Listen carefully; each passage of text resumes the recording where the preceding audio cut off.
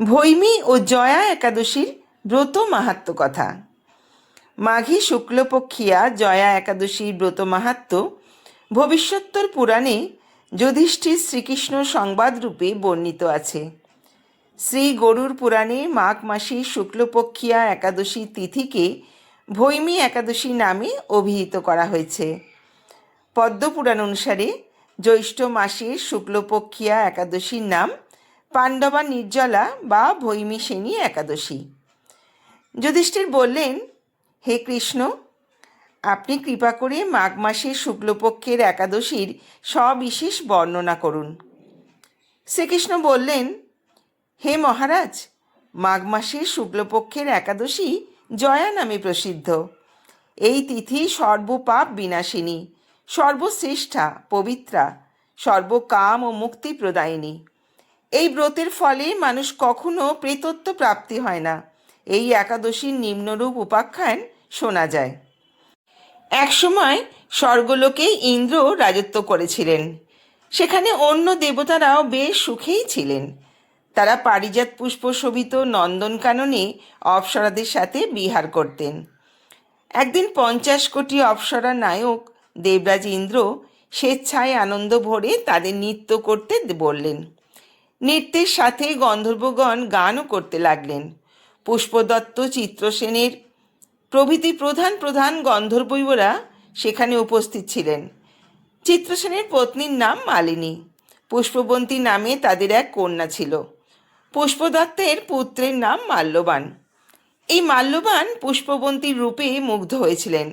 পুষ্পবন্তী পুনঃ পুনঃ কটাক্ষ দ্বারা মাল্যবানকে বশীভূত করেছিল। ইন্দ্রের প্রীতিবিধানের জন্য তারা দুজনেই নৃত্য গীতের দ্বারা সেই সভায় যোগদান করেছিল, কিন্তু একে অপরের প্রতি আকৃষ্ট থাকায় উভয়েরই চিত্ত বিভ্রান্ত হচ্ছিল। সেখানে তারা পরস্পর কেবল দৃষ্টিবদ্ধ অবস্থায় দাঁড়িয়ে থাকলো। ফলে গানের ক্রম বিপর্যয় ঘটল। তাদের এইরকম তালমান ভঙ্গ ভাব দেখে তারা যে পরস্পর কামাসক্ত হয়েছে, দেবরাজ ইন্দ্র তা বুঝতে পারলেন। তখন ক্রোধবশে তিনি তাদের অভিশাপ দিলেন, হে মূঢ়, তোমরা আমার আজ্ঞা লঙ্ঘন করেছ। তোমাদের ধিক! এখনই তোমরা পিশাচযোনি লাভ করে মর্তলোকে নিজ দুষ্কর্মের ফল ভোগ করো।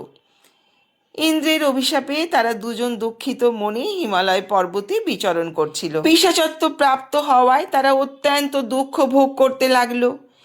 হিমালয় প্রচণ্ড শীতে কাতর হয়ে নিজেদের পূর্ব পরিচয় বিস্মৃত হলো। এইভাবে অতি কষ্টে সেখানে দিন যাপন করতে লাগলো।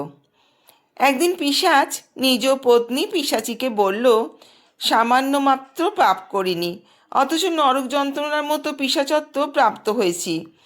অতএব এখন থেকে আর কখনো কোনো পাপ কর্ম করব না। এইভাবে চিন্তা করে তারা সেই পর্বতে মৃতপ্রায় বাস করতে লাগলো। মাল্যবান ও পুষ্পবন্তীর পূর্ব কোনো পুণ্যবশত সেই সময় মাঘী শুক্লপক্ষীর জয়া একাদশী তিথি উপস্থিত হলো। তারা একটি অশ্বত্থ বৃক্ষ তলে নিরাহারে নির্জলা অবস্থায় দিবা নিশি যাপন করল।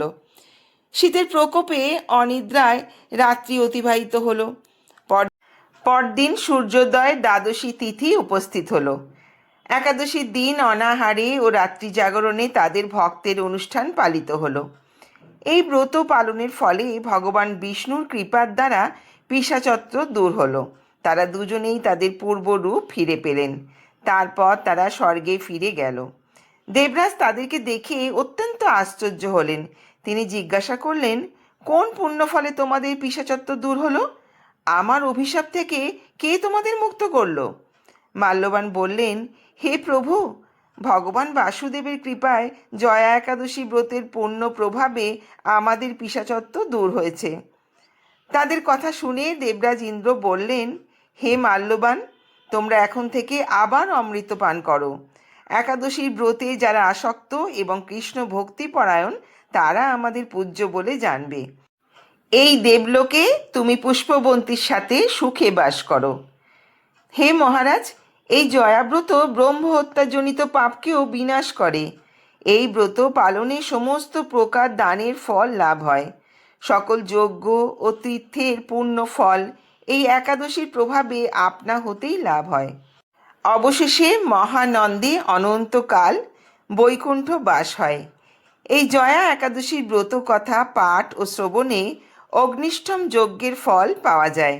বন্ধুরা, এই ছিল জয়া একাদশী বা ভৈমী একাদশীর ব্রতকথা।